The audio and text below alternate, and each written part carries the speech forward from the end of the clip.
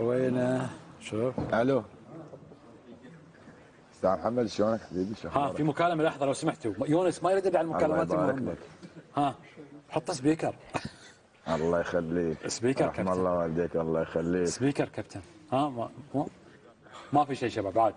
اي موجود. ها بشر على هذا الرقم 2 موجود. ها اوكي بس وصل نطلع.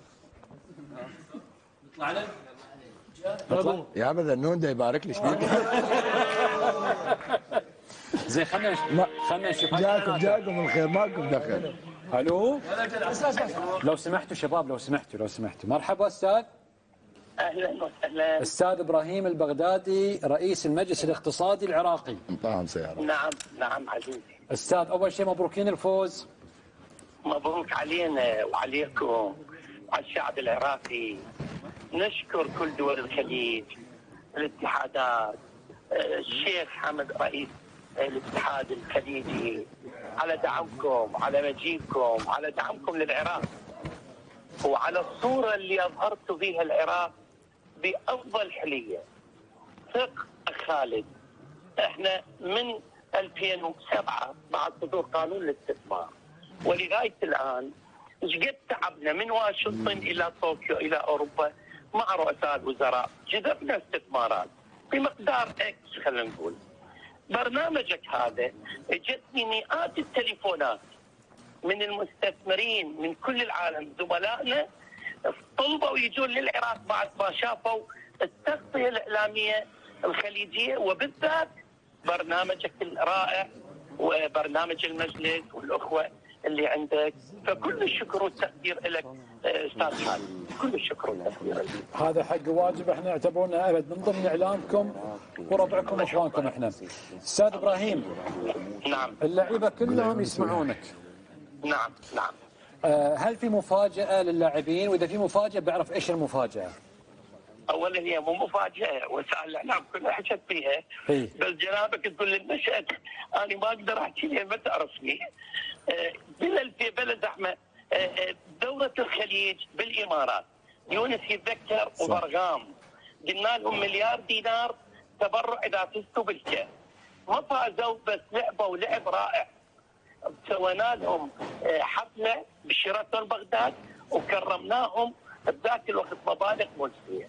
فكيف الان وجابوا الكاس؟ نعم اكو 30 سياره باذن الله راح تنشحن من دبي باسمائهم، راح ناخذ الاسماء كامله وراح نسوي لهم حفله بقريه دجله اللي شرفتنا. هاي احد مشاريع المجلس الاقتصادي. المجلس في مشاريع اكثر من 40 مليار دولار اللي هو يضم كبار رجال الاعمال في مجال الكهرباء والطاقه والحديد. وراح ننسق مع مكتب رئيس الوزراء وندعو اولادنا الاحتفاليه، وان شاء الله نسلمهم مفاتيح السيارات اللي راح هاي اقل ما يمكن القدم. استاذ ابراهيم، استاذ اول شيء احنا نقول بيض الله وجهك، وحقيقه هذا كرم كبير منكم حق اللاعبين، بس هو عدد الوفد كامل تقريبا 40 يعني شخص بين لاعب واداري ومدرب واخصائي، ويعني احنا ما نقول لك شيء بس احنا نقول لك العدد يعني. يونس يضحك، ابو ذنون يضحك. ان شاء الله دوم يضحك، ان شاء الله دوم يضحك ان شاء الله.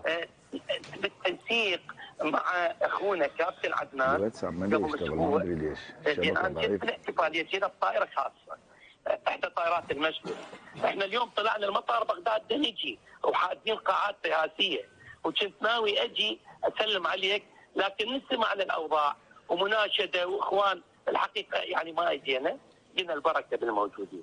فكابتن عدنان هو طلب مني 30، احنا صورنا 24، قال لا الاداريين وياهم اريد 30، ومع ذلك نراجع الاخوه بمجلس اداره ونناقش الموضوع. اما 30 سياره انا ملتزم فيها للاعبين كلهم. نعم. زائد للاداره. مجرد انك انت تجتهد حق الربع والاخوان بيض الله وجهك. الربع الشباب يحيونك.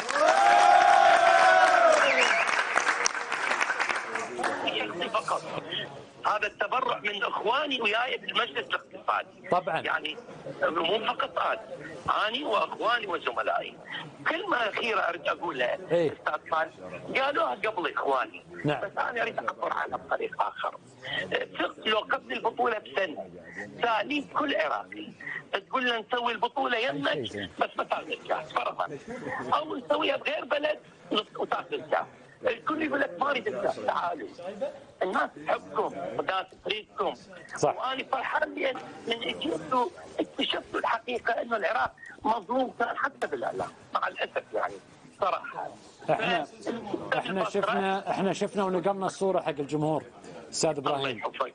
الله احنا طمعانين باذن الله بالاخوان بعد اللي شافوه انه تكون دوره 27 28 ايضا تكون ان شاء الله في بغداد باذن الله. نطمع بكرم اخواننا ونخليكم بعيوننا مثل ما اهل البصره الكرماء اللي مو جديد عليهم بيضاء وجهنا امامكم مثل ما كل مناطق العراق. وشو نسوي تجاهكم؟ احنا مقصرين. جزاك الله. سويتوه رائع وعظيم ببساطه لان انتم وسائل اعلام دوليه. اخواننا الاعلاميين والنعم منهم، لكن بصراحه ما زالت وسائل الاعلام محليه، بينما انتم نقلتونا للمجال الواسع الفضاء الدولي. فكل الشكر والتقدير لجنابك ولقناتك ولضيوفك وكل القنوات الخليجيه اللي دعمت العراق وبينته بهذه الصوره. واكرر شكري لاولادي واخواني الاداريين والمدرب الرائع اللي ادار المباريات رغم وجوده يعني اسبوعين 3 اسابيع فقط قبل الدوره.